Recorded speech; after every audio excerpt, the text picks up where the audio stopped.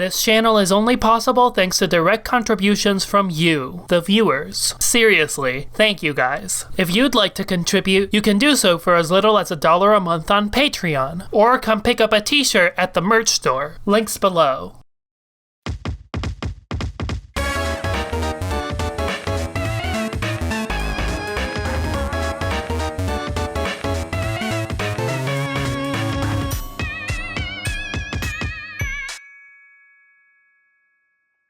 Hey gamers, Optimistic Duelist here, and today we're going to talk about Tealbloods.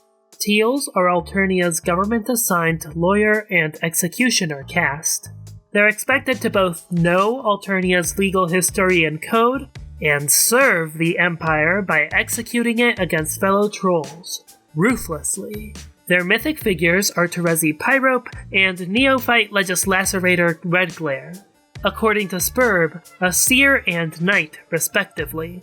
Like Seers, they're expected to be knowledgeable, specifically about matters of morality, reason, logic, and law, meaning the societal management of choices as either moral or immoral, as befits their affinity for mind. However, the whole cast's notions of these concepts is twisted. The Empire's ability to think logically about morality and justice is corrupted by the judgmental religious wrath of Purplebloods, the delusional beliefs of biological superiority of Violets, and the sheer desire for wealth and power of the ruling Fuchsia Empress. A prime example of this conflict of interest is Tegiri, who feels caught between the noble and kind-hearted aspirations of anime like Fullmetal Alchemist and My Hero Academia, and the vicious brutality Alternia would have him use against his lessers on the hemo spectrum, especially those who violate the law.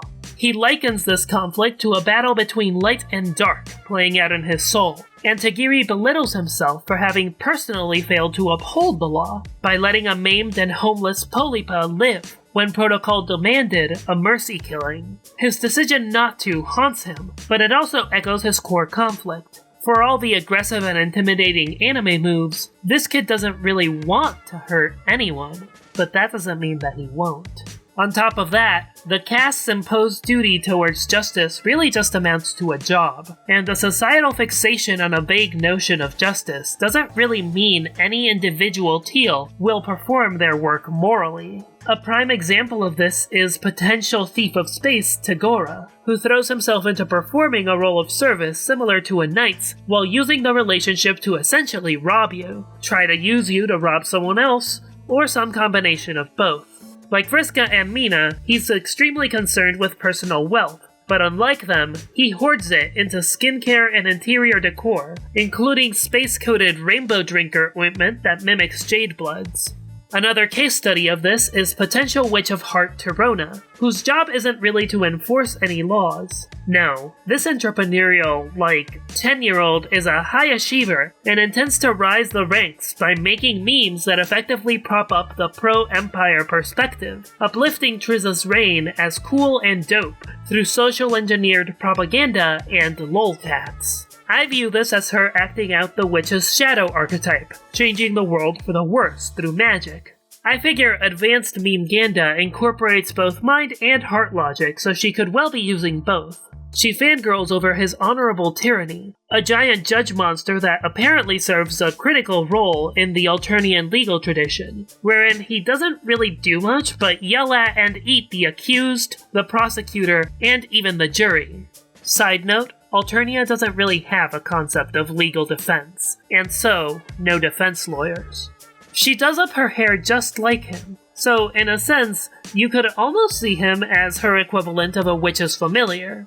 It's honestly really sad that this little girl is so lonely, isolated, abused, and desperate that she'll even spy on and sabotage her co-workers, like TYZIAS goddamn Entic, also known as the best fucking troll ever, and also a potential heir of blood.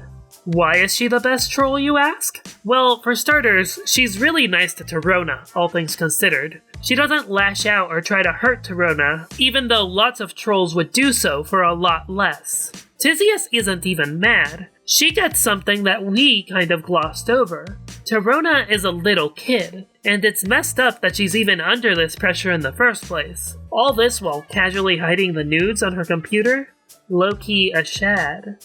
With a heart bigger than Steven Universe's, TYZIAS sees Alternia for the nightmare hellscape of suffering that it truly is, and honestly only wants to help, wants to change things for the better. She works tirelessly into all sorts of research, and is particularly interested in the history of the Sufferer, Alternia's equivalent to Jesus Christ and the ancestor of Karkat Vantis. She could be seen as an inheritor of his bloody legacy, and is obviously connected to some of Blood's ideas of suffering, bondage and limitation, tireless work, and sleep deprivation. She hopes that by throwing herself tirelessly into her work, she could someday come across some information that could prove valuable in somehow overturning Alternia's system, or at least changing it for the better.